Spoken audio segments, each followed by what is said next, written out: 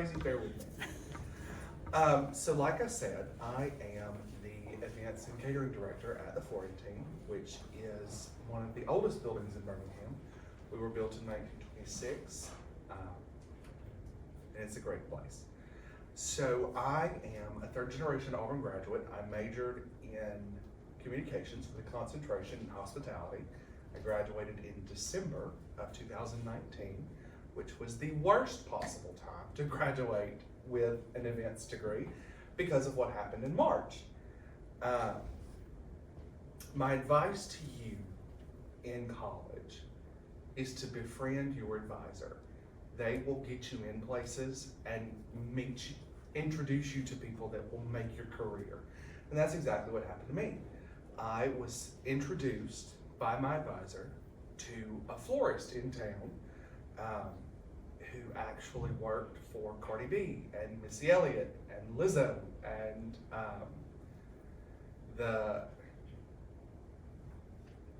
what was it? The Missy Elliott music video that came out like 5 years ago about the sweets and all of that. She was the production designer for that. She did Cardi B's baby shower. So befriend your advisors. They will introduce you to the right people. Like I said, it was the worst possible time to have an events degree because on March 14th, 2 months and 12 days after I graduated, the world shut down. Nothing happened. No parties, no events, no nothing.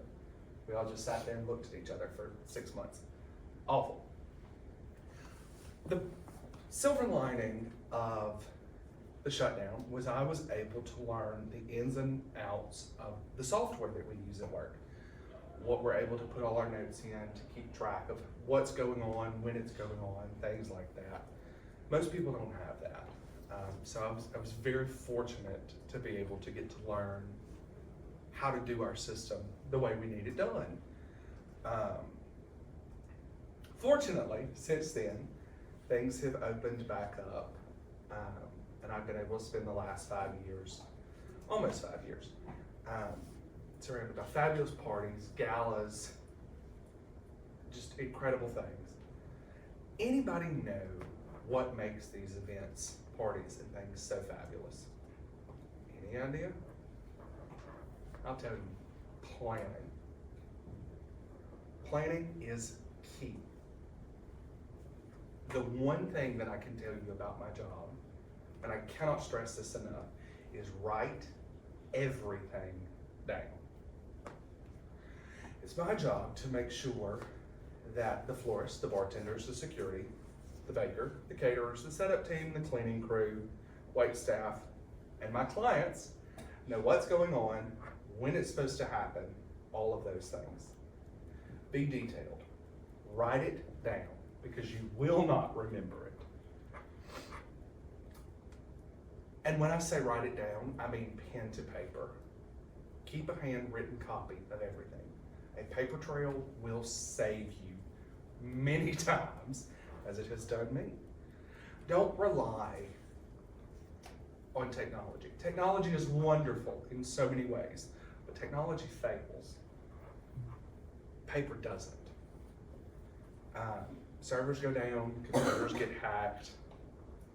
It may seem like you're doing double duty, keeping your handwritten notes and putting them in the computer, but 2 weeks ago when our servers went down and I could not access any of my files, I had a paper trail.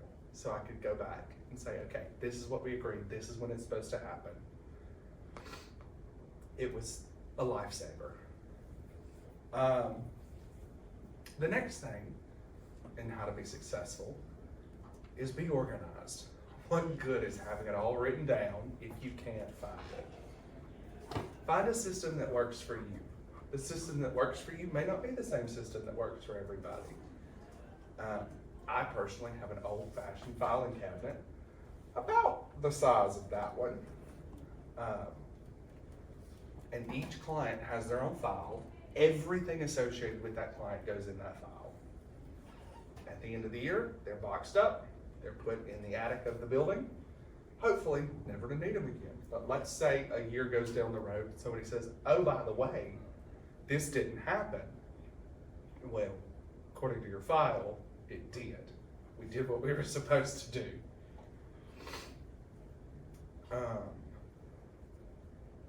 Another thing that I discovered recently, I'm gonna sit on this. If it drops me, y'all laugh. Another thing that's almost as important as being detailed and thorough is have the client sign off on everything.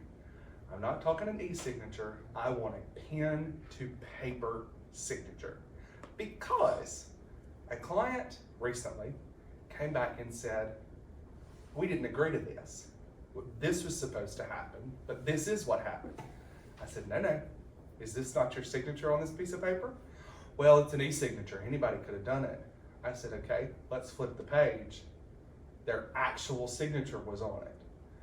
Have them sign off on everything. I had one client, she wanted chargers. Y'all know what chargers are? The things that go under dinner plates, make it fancy. She wanted a certain shade of gold. Those didn't exist. So we upgraded her. She was livid. She was absolutely horrified.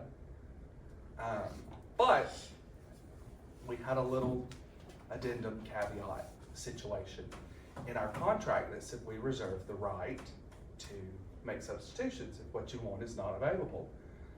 And because we had her pen to paper signature, there's nothing she could do about it. And it saved us, it really did.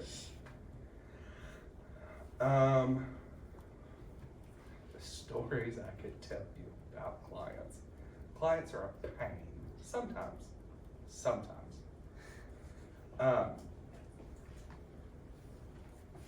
You have to be personable in this world.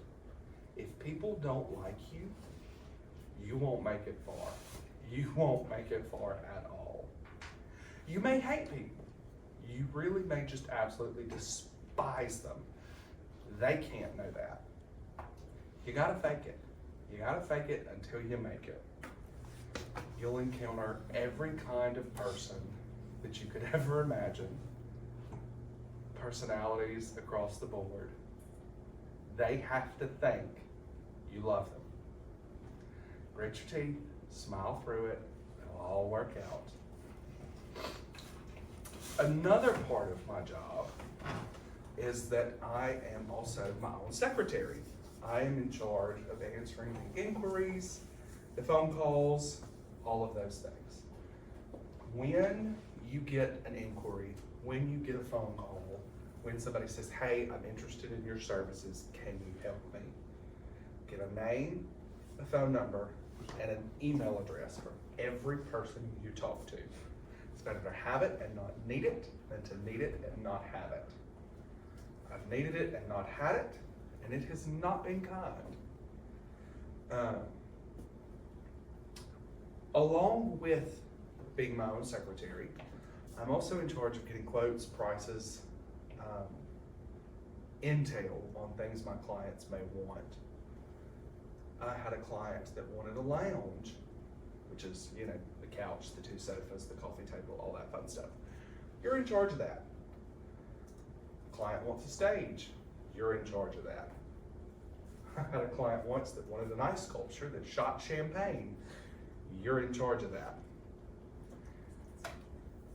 A way to be successful, there's a lot on your plate, I'm not gonna lie to you. A way to be successful in that is to make friends in the industry. Make friends with the furniture people, the photographers, the ice people, the lighting designs, the linen companies, all of those things. It will make your job easier. It certainly has made mine easier. These friends can be very helpful to you because you can call them at the last minute. I had a client 2 weeks ago maybe that decided a week before her wedding, she hated the color palette, she wanted to change it all, everything had been paid for, it was a nightmare. Had I not been friends with the linen rep, we'd have been stuck. There would have been nothing we could do. But because I was able to pick up the phone, call her and say, hey, I need to change all of this and we're not paying for it twice, can you help me out? We were able to make it work. You're also in charge of canceling those quotes. When I first got started, I forgot to cancel a cake quote. The day of the wedding, the cake we went with, the groom's cake, showed up in place.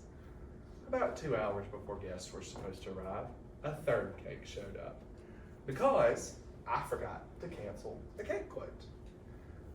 Guess who had to pay for that? Not a fun time. Not a fun time.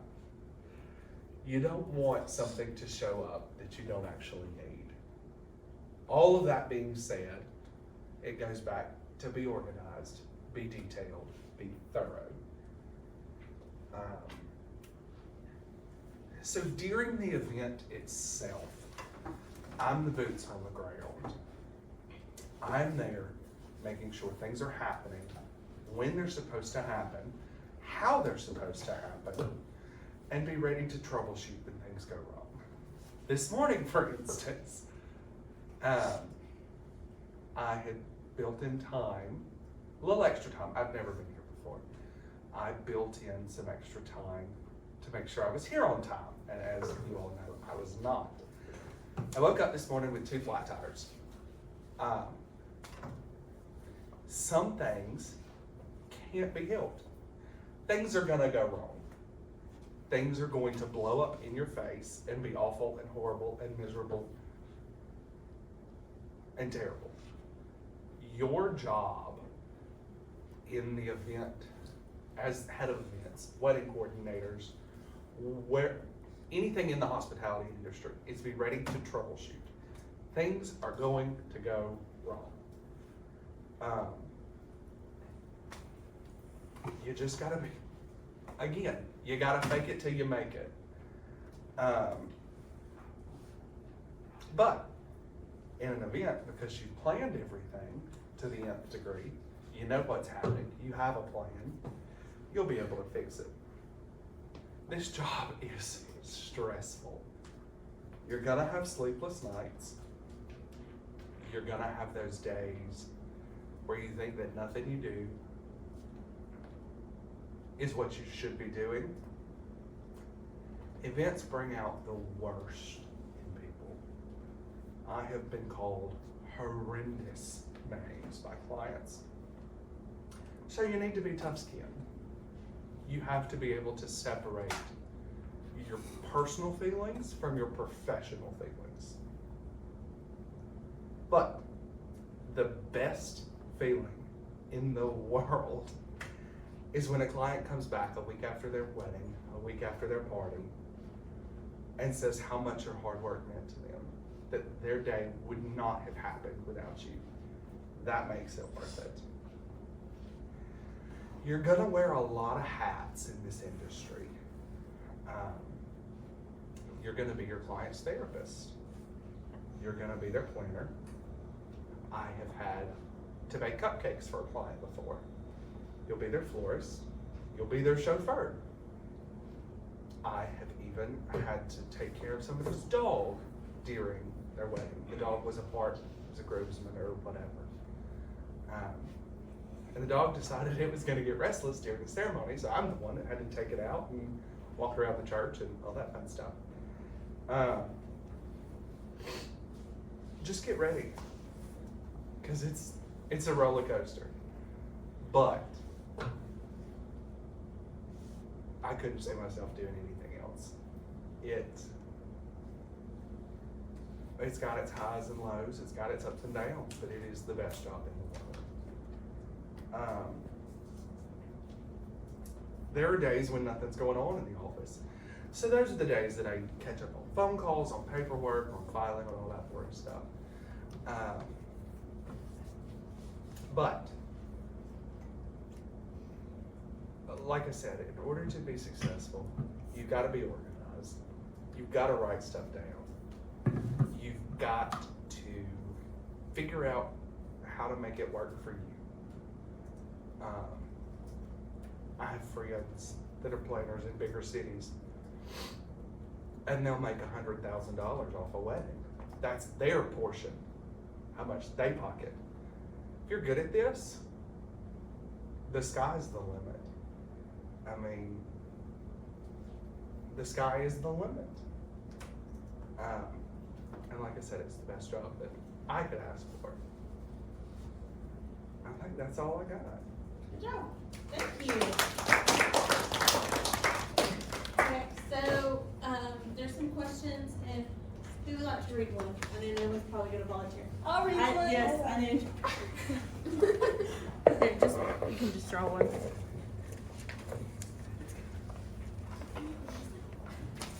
No, that one's kind of two-part, but that one might be two.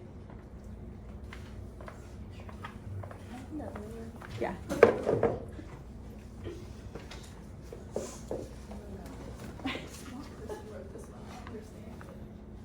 Okay, you want to go first? Oh, sure. Wait, do I still go? Yeah, go ahead. How many events do you coordinate in a year? Ooh, that's a tough one. So it really depends, year to year.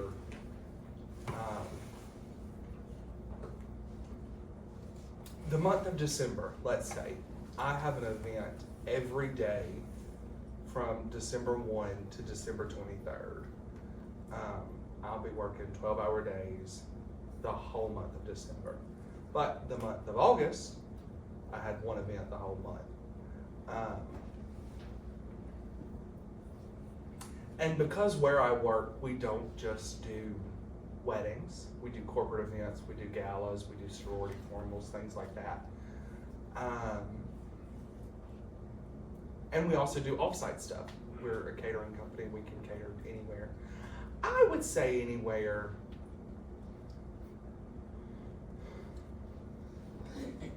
less than 200. But that could be 10 people, that could be 10,000 people. It just really depends on what, and the economy plays a lot into that. When things don't cost as much, people are spending more money. But I would say less than 200. Go ahead. Alright.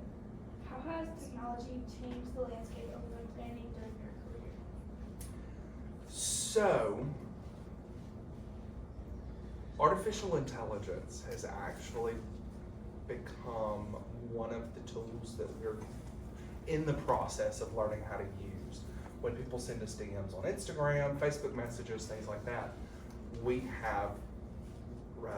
are in the process of setting up an AI to respond and say, hey, thank you for reaching out, give us your contact info, and somebody will reach out to you. And that makes my job easier because I'm not having to, on top of answering emails, sit and just refresh all day, watching for Instagram DMs and things like that. So AI is becoming very helpful in that. It's also slightly concerning because I don't like things that are smarter than me. And AI seems to be that. It's good and bad. Like, it's scary, but yet it's useful. Oh, absolutely. I use it here too, so. Really? I'm interested to see what the next 5 years holds, Okay. where technology is concerned. We just got back from a conference that brought in wedding professionals from all over the country. And that's what everybody was talking about, is just, because, AI is here. There's nothing, it's not going anywhere. We've got to embrace it and make it work for us, otherwise it'll leave us in the dust. So I'm interested to see what the next couple of years holds. Yeah. Me too. Girls? So for those aspiring to enter the field of event planning, what advice would you give to them? How old are y'all? 14, 15. Oh God, to be young again. Before you dive intern with event professionals, because this job is not for everybody. I don't want to sound doom and gloom, but if you don't have the personality for this, it will chew you up and spit you out.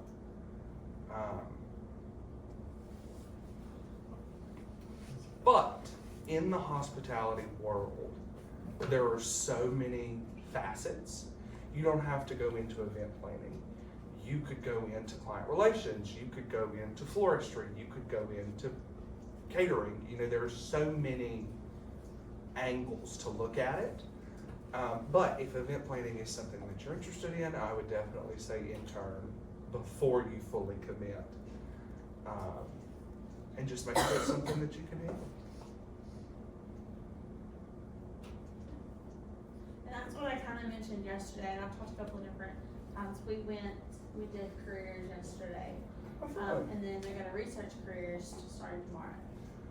So, different, and then, I don't know if they knew that yet or not, but, that's what they're going to be doing. And, I mentioned yesterday in PowerPoint about internships, you know, building relationships, networking.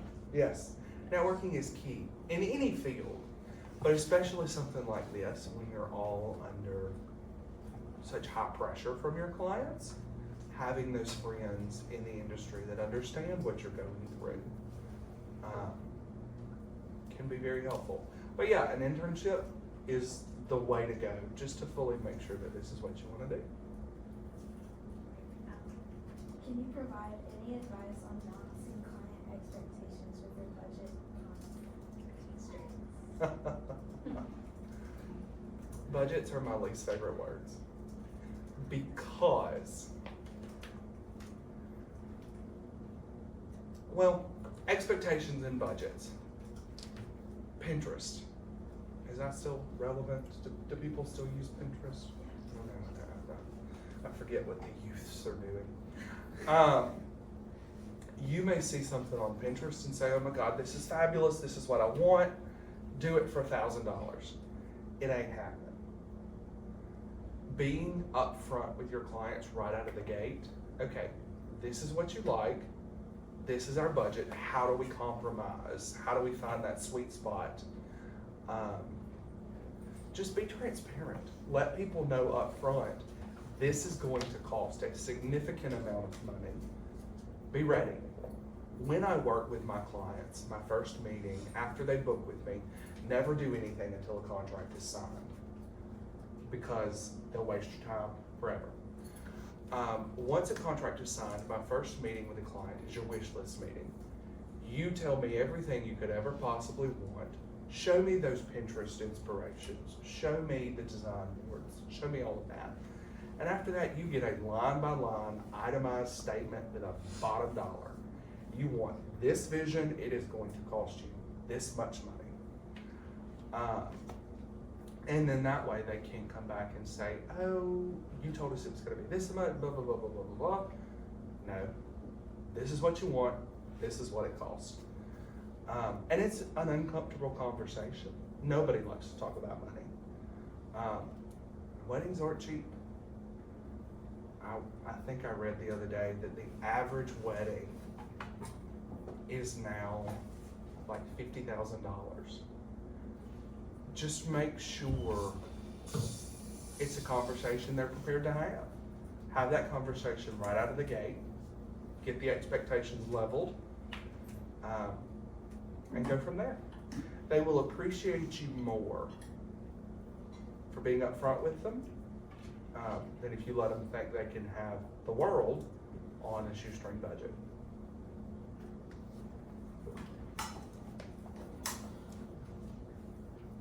Okay, I was going through to see, how do you stay up to date on the latest trends? Ooh, that's a fun What are there any trends that you see kind of emerging? I am seeing not so much emerging trends as things that are being phased out. Like the boxwood walls, the green walls with the neon signs, things like that. That's kind of on the way out. But to stay on top of the trends that are coming, have friends in the industry, have friends all over the country. that are in weddings, in events, that can say, oh, we're seeing a lot of this, we're seeing a lot of that.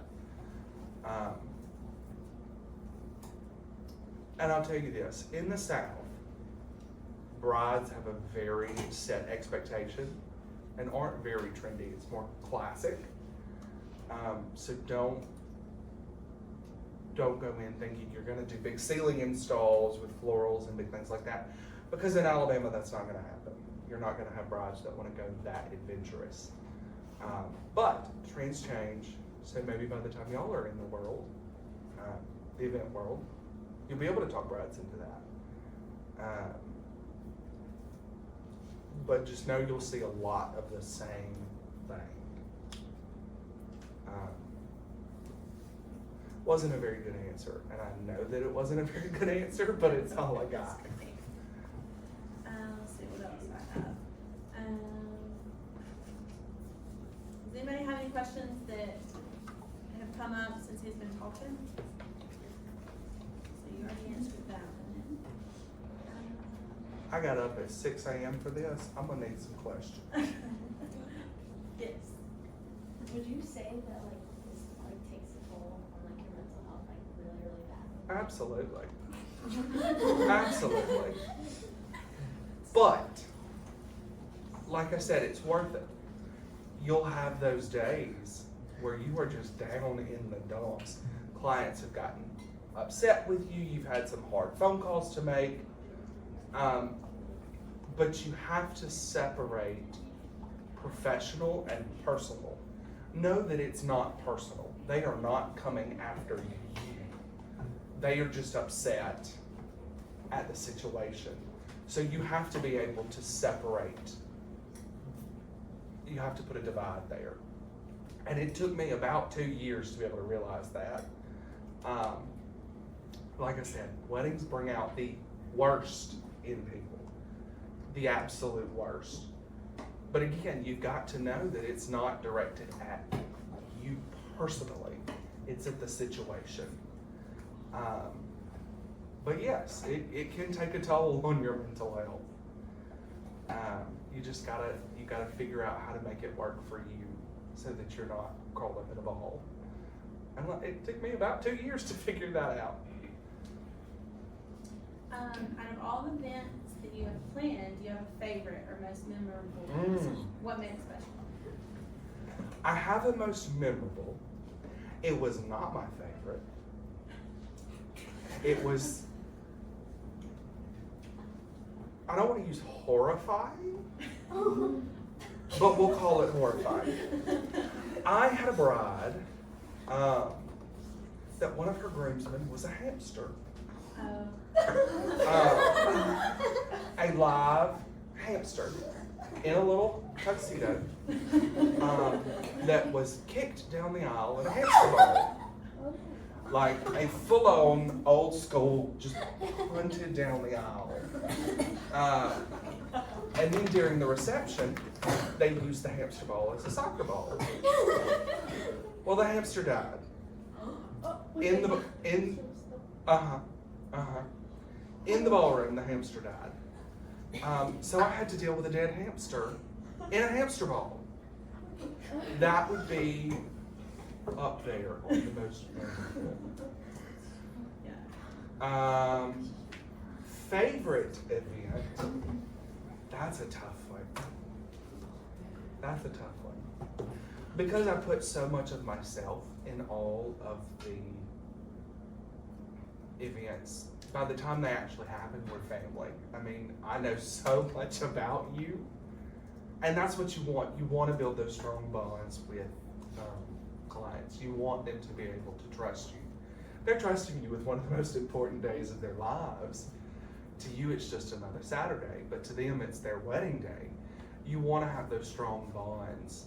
And I don't think I could pick a favorite because they've had all of my weddings have been such unique events because my clients are such unique individuals, so I don't think I could pick a favorite. Do you like doing weddings versus like galas and corporate events, or? They are separate beasts. Yeah, I can see that. Weddings, you spend a year, 18 months on, Whereas a corporate event, let's take this week for example. Somebody called me yesterday for a luncheon tomorrow. So I don't have as much time to get invested in corporate events. But usually corporate events have a lot bigger budget, so you can do a lot more fun stuff with it. If I had to pick though, I'd say rehearsal dinners are my favorite because they're not as stressful as weddings. They're not as short-lived as corporate events. They're in that sweet spot. And there's not as much pressure on a rehearsal dinner. So I'd probably say a rehearsal dinner. And you were talking about the ice sculpture. Uh-huh. Did that happen? Uh-huh. Yeah. So ice sculptures actually are one of the trends that are coming back. I have a brilliant sculptor who is from Switzerland.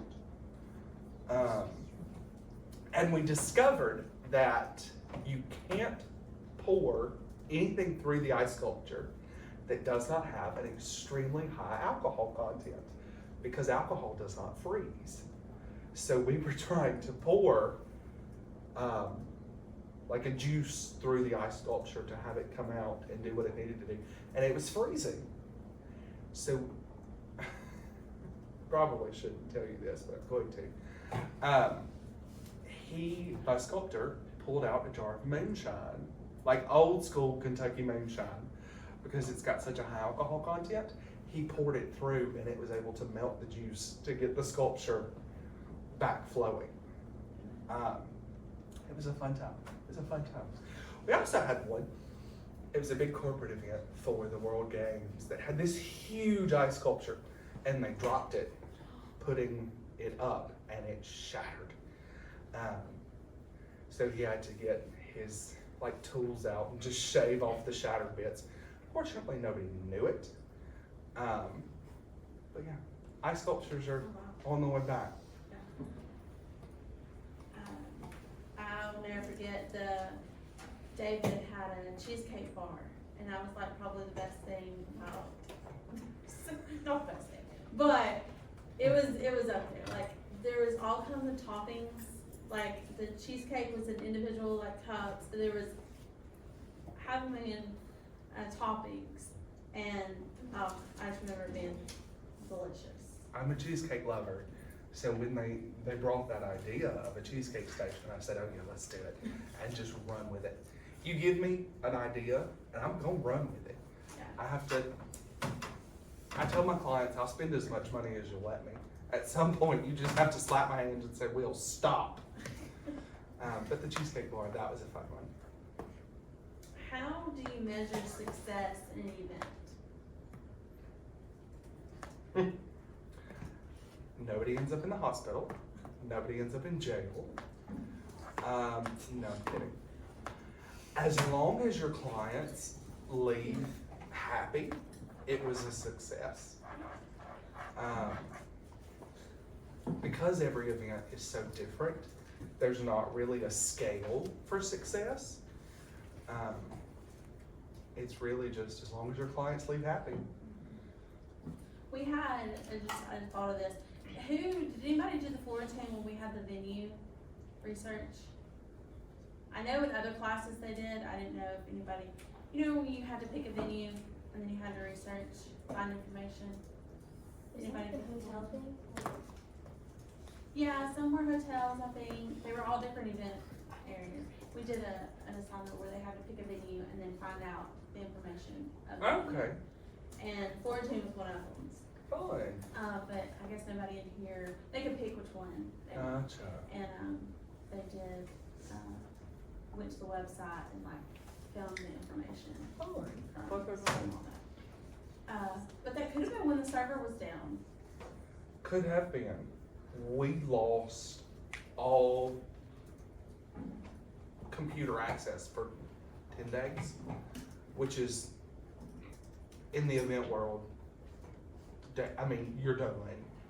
Because if you're not getting new business, if you can't communicate with your current clients, you're dead in the water.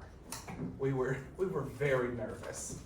Oh, that. Well, my emails kept coming back and I was like, well, I wonder what's going on, and then I think I tried to get on the website, Uh-huh, and it was messed, and I was like, huh. yeah. And I was thinking, please don't tell me he doesn't work here anymore. No, I was like, no, please don't no. tell me that it's like, you know. No. But yeah. Well, we've got to get out of here at 9 o'clock, so just a little bit left. But thank you so Of much course. for coming and talking. I enjoyed it. And John went. Yeah. Like I told you, I wrote it at 3 a.m., so if anything didn't make sense, I apologize. No, it was great. Yeah. Anything else anybody want to say? Questions, comments, concerns, curiosities? Curiosity. Sweet.